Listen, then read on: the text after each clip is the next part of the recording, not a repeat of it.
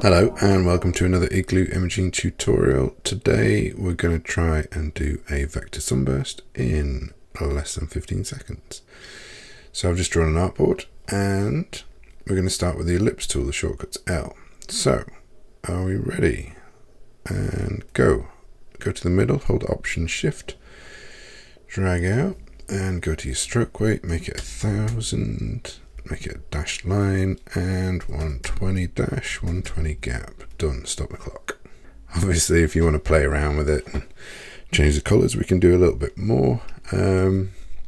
Let's just select this and shift it over here. And we're going to go Object, Expand, Fill and Stroke. Okay. Just drag this out until these starbursts go off the canvas. And we can change it to some sort of gradient color. I've got an orange one here.